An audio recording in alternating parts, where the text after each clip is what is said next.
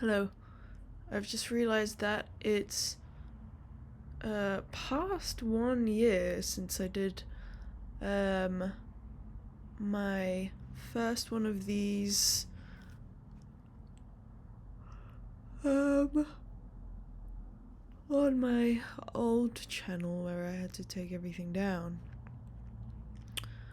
On the 11th of March or something, I did a questions like this. It was called Questions to Know Yourself or something like that. And I thought I'd make it a yearly thing. Because I was thinking about it this morning and last night.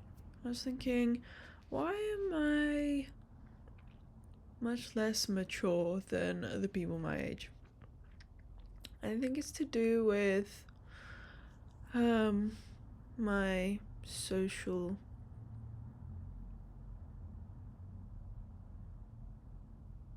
anxiety and maybe I just don't know myself very well as well. I don't know. I don't seem to be a very opinionated person. And I wish I was more. Even when I do think, oh, really think about what is your opinion here. I just can't think of anything. I just don't sway more to one side than the other. So, I don't know.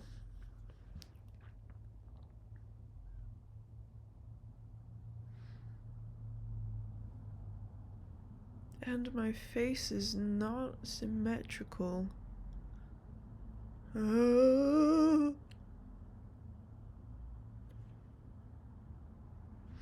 Anyway, let's do the questions. First one, what are my guiding principles or values in life? See, this is where I feel like I don't have an answer because I guess this is the time to come up with one. But my guiding principles have always just been what's gonna make me happy. I think before I guess still it is probably what other people think kind of guides me, which I don't want that to be the fact anymore. But definitely before it was. Like, I realized that I didn't actually want to go into film production and the film industry. I guess that's not just to do with what people thought, but also, I guess that was the most obvious path for what I wanted to do, and what I wanted to do was like video and content creation, I guess. And I thought that was the most respectable route. Because if I went into doing YouTube or like just videography or something, that's obviously less impressive than going to work with a famous celebrity that everyone knows on a big set with like a big crew and they've spent like millions making film or whatever. So yeah, definitely before I was thinking about what other people were thinking and what like my peers were doing. But now I think I want it to be my guiding principles. I guess I would want it to be like empathy, like care for others, but I'm not the thing is I don't want to care, and I don't care for others very much, but I want to.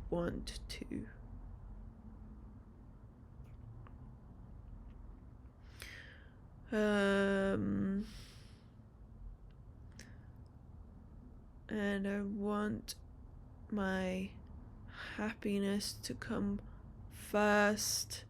I'm definitely not a person who is guided by work or don't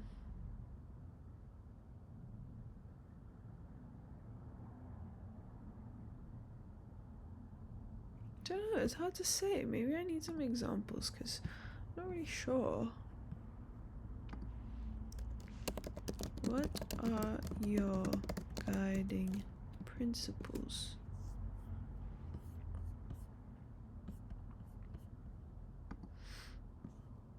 Okay. This person says it is okay to be alone sometimes. Is that a guiding principle? Your life should be mostly kept secret, especially your success. Not even a few will be happy when they hear it. What the fuck are these? Don't compare yourself with others. Work smarter, not harder.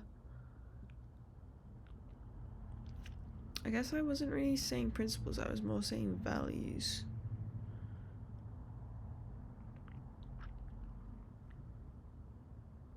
Don't waste your time on useless things. The world is ups and downs. No one knows tomorrow. Success and failure is an option, so choose one. These are so like time waits for no one.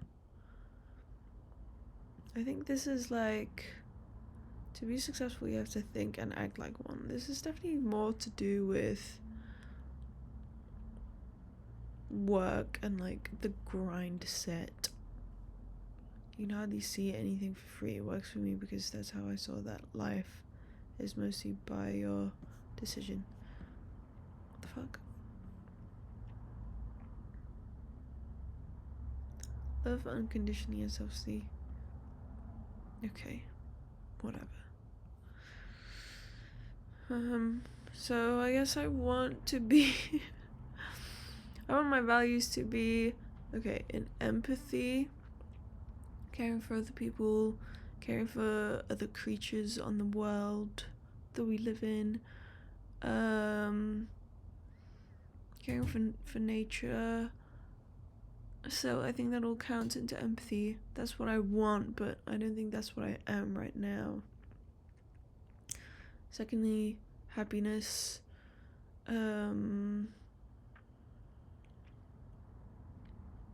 I guess I want to be led more by my heart than my mind. A lot of people think that is maybe not the way, but I think I would like it that way. Third,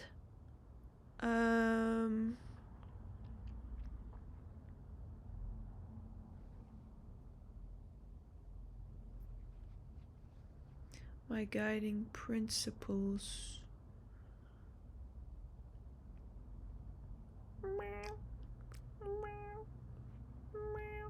I guess a big one that I always want to remember is that there's a big world out there. I don't really know if that relates to this question, but you can't get anchored down. Okay, so there's a lot of things out there to see and experience. Don't forget that.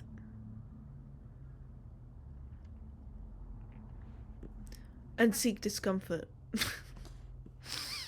Is that one of these? I don't know. But that one is a good one. Okay, I spent how long on that question? Like 10 minutes. What makes life meaningful for me? Whoops, spoilers.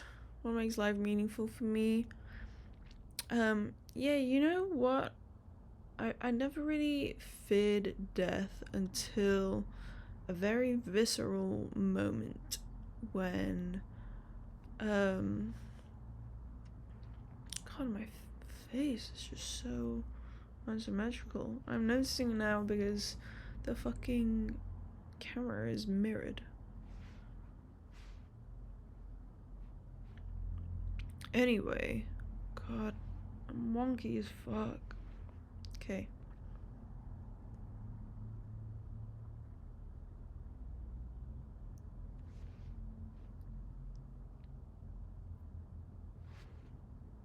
Anyway, the only time I have viscerally feared death was when I was sitting next to my boyfriend on a train somewhere, and we were just kind of like chilling, looking out the window and shit. And yeah, like I guess a thought popped into my mind, like, what if I died? And I really felt afraid, and like I didn't want to do it. And I really felt that. So I would say my boyfriend makes life meaningful for me. That's the number one for sure. Otherwise, honestly, if I'm being completely honest, do other people in my life do other people in my life make life meaningful for me? I don't know. I don't really know. I think not, if I was being 100% honest. And that is maybe unhealthy now that I think about it. But that's just how I feel. And it's not like I'm attached that much to my boyfriend. Like, we both have very independent ways of life. And I've like lived without him many a time. But obviously I always know he's like there. I guess I'm thinking what will happen if we break up or whatever. I'm gonna lose what makes life meaningful for me. I guess that's the problem with a lot of relationships, isn't it? I don't really find my meaning in people. I think otherwise, maybe like the world, like experiencing the world, I guess. Adventuring, being in nature is quite meaningful to me.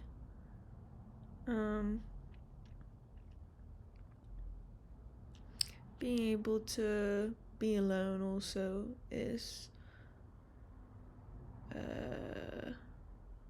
maybe it doesn't really fit with this question, but these are things that I need in my life, I guess. I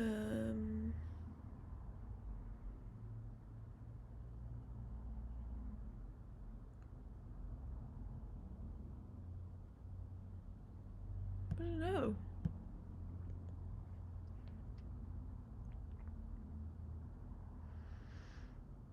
What makes life meaningful? I feel like I haven't really answered the question very well. That's the problem. You gotta imagine that if someone were to ask it to you, would you be able to come up with a good answer? And I feel like I didn't come up with a very good one. What makes life meaningful?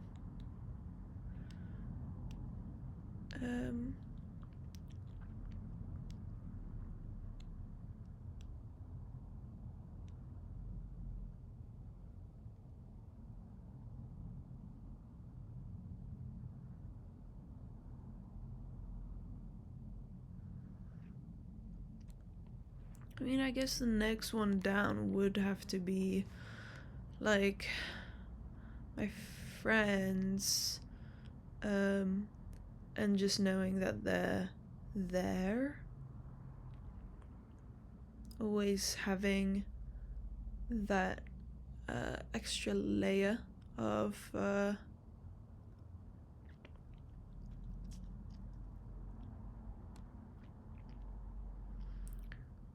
what I want to say, like protection. I don't know. I need to stop saying I don't know.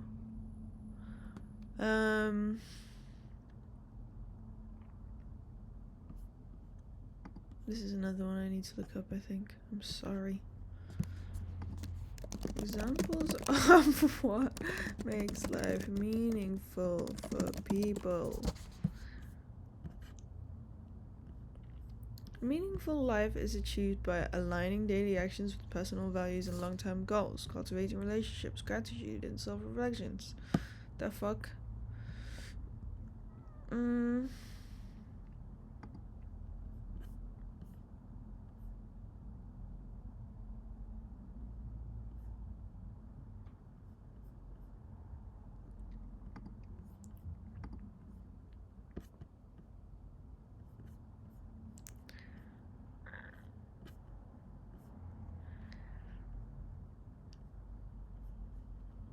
Okay, most people say family and children. Occupation and career is the next one that people say. What the fuck? Material well-being. What does that mean? Any material well-being? What the hell does that mean, guys? Friends and community, physical and mental health, society and institutions, freedom and independence. Yeah, I guess like freedom is... I just don't think these answer the question, to be honest. Well, romantic partner is number 4. I guess that goes into family and children, no? Nature and the outdoors, service and engagement, travel and new experiences. Yeah. Why the fuck would people say occupation and career? That's just so crazy to me. Okay, well, I guess I did answer the question. Let's go to next. What do I stand for even when it's uncomfortable or unpopular? Ooh.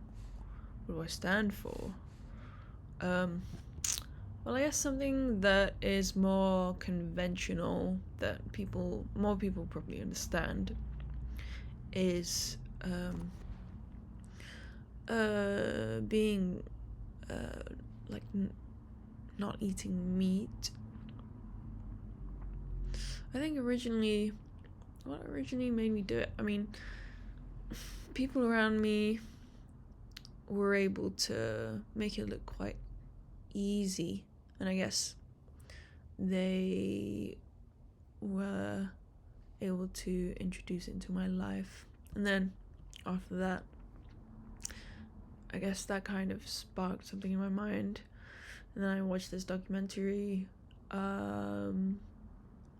about planet Earth. It was I forgot what it's called now. I think it may be just called Planet Earth, or Our Planet maybe. Narrated by David Attenborough. I don't know how to say that.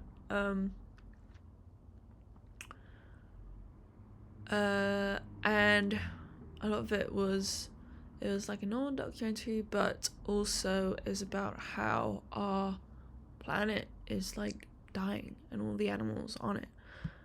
And it was very good in really showing the facts of how we are,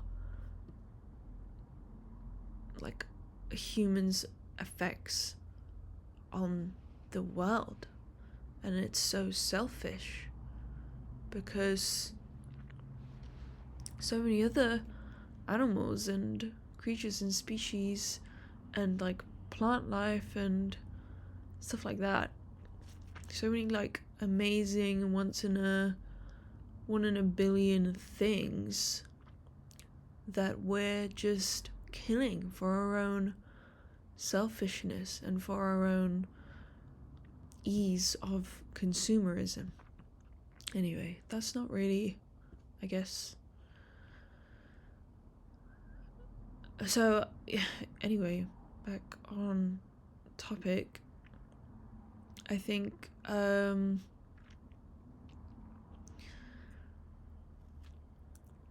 uncomfortable, I guess, and originally I wasn't really, in it for, the direct impact on the animals. I was more in it for the environment. But now, more and more, I'm agreeing with how animals are treated unfairly and pretty, like, I want to say archaically, but even then they were probably treated better.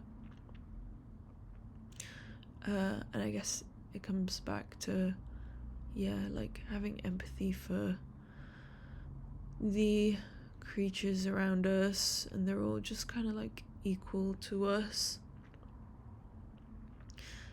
And you gotta, it's like that whole thing about like God's creations. Every creature and ant and plant and mushroom on this earth was created by God, so to say. Just like us.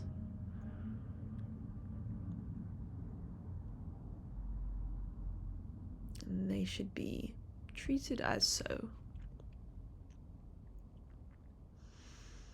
And we don't even know what they think.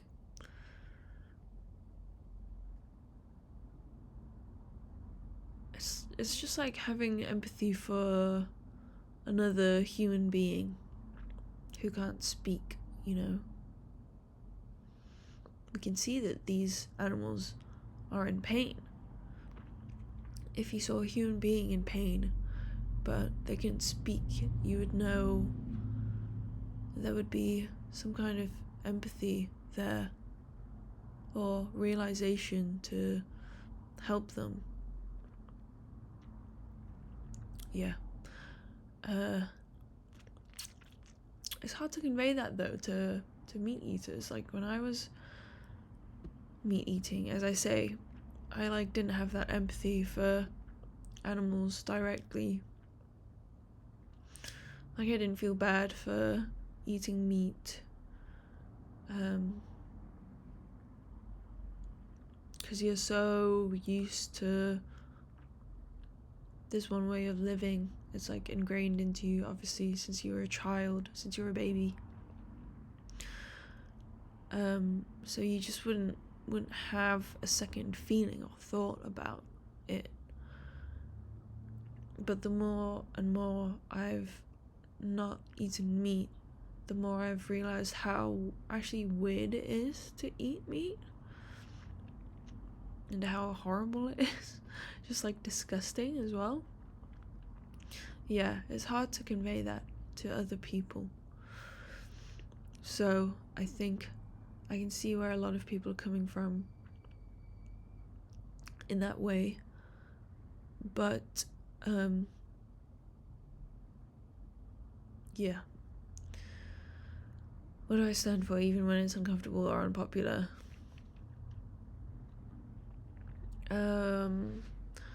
So probably like the environment a little bit, and nature and animals. Maybe not nature, I don't know. And I stand for, obviously, again, just having empathy for people.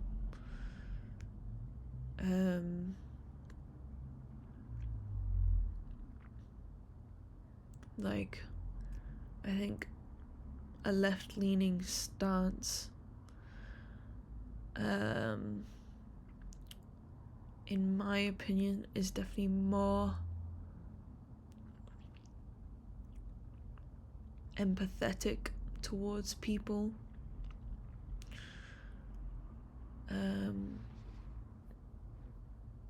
So a lot of left-leaning opinions I would stand for, even if it was uncomfortable.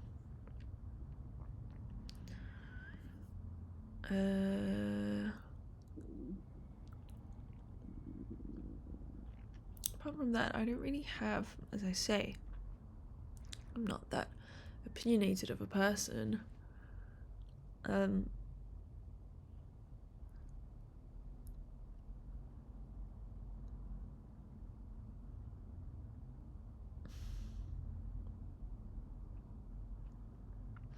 So yeah, it's mostly those two, I guess.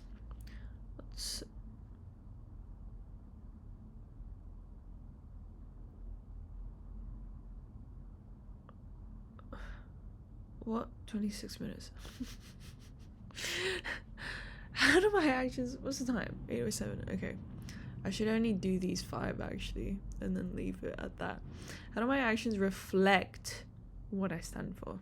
Well, as I said, I guess I don't really do anything political that much. Like, I always see people on Instagram like posting fucking shit about Gaza and stuff like that, which obviously I don't do anything public in that way.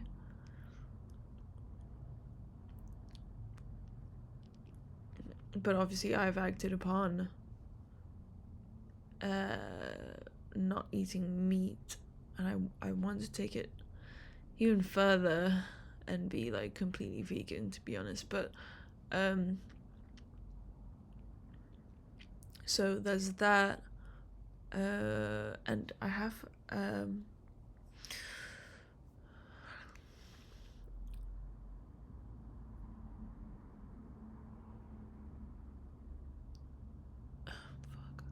and I obviously tell people I don't eat meat, and if they ask, obviously I tell them why.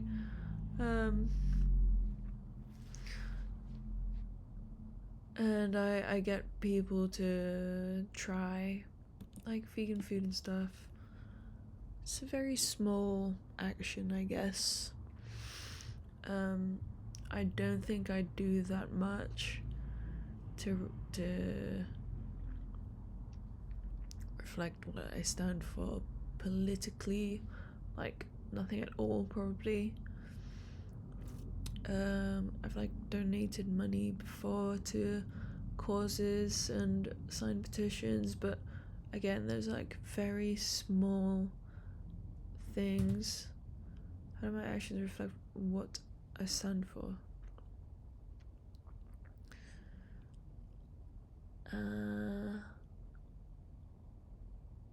I suppose it comes down to the fact that I don't stand for very much.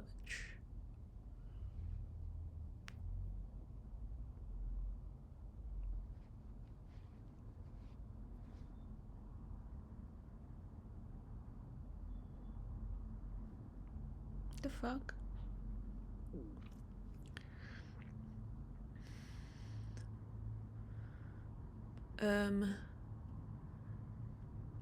Standing for what? Standing for what?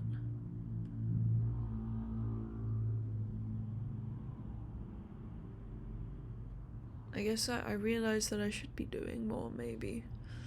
I'm just always kind of in my own little bubble and make excuses as to why I don't need to be doing something for a particular cause. I guess it's because I don't feel that strongly enough about something. Are there any beliefs I've outgrown but still hold onto out of habit? Are there any beliefs I've outgrown? Ooh, that's a good question. I think probably, okay, actually, yeah. I mean, I was talking about this the other day with a friend, and I think in school I was very much.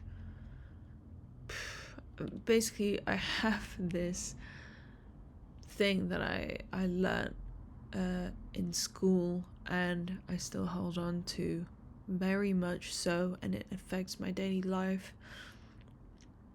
And it's this social hierarchy that I built.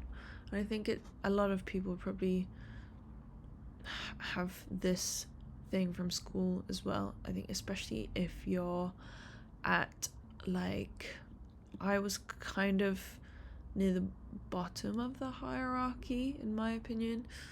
Like, for example, the popular girls would be at the top, and I say girls because I went to a girls' school.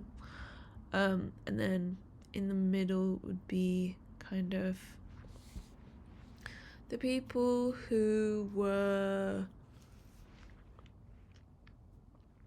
okay. They weren't like hanging out with the popular kids, but they were like different from us. And then there would be like us, which I guess we were kind of middle to bottom. And then there would be the bottom, which would be like the weird people, horsey people, although there were horsey people everywhere. People who just didn't like have friends or were really annoying. So yeah, I very much have this clear hierarchy of people, and I apply it to every person I meet, unfortunately. And it's not even a conscious thing, it just happens automatically, which is just, it is really annoying because it affects how I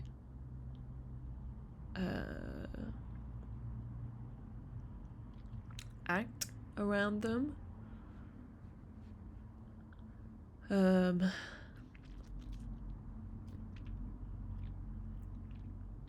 Like, if they're more towards the bottom of the hierarchy, I feel more friendly and talkative, and I can be myself more, I guess, around them.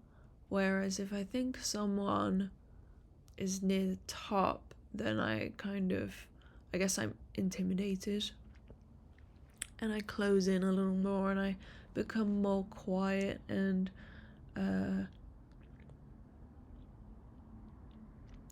I guess I think about my words more.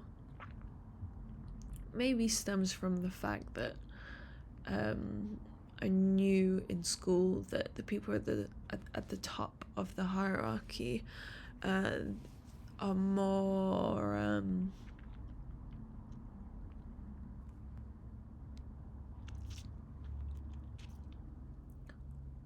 susceptible to like bullying people, I guess. Not really bullying, but like making fun of or calling someone out. So yeah, I really just want to break that, because it's holding me back from making connections with people and speaking out and stuff like that, and like being myself, I guess.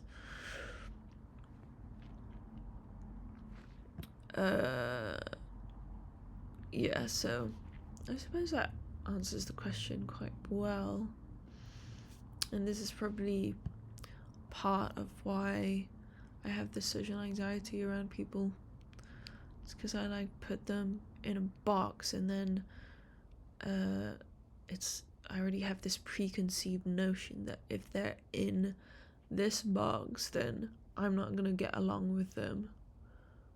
Or if they're in this box, then yeah, I could be friends with them.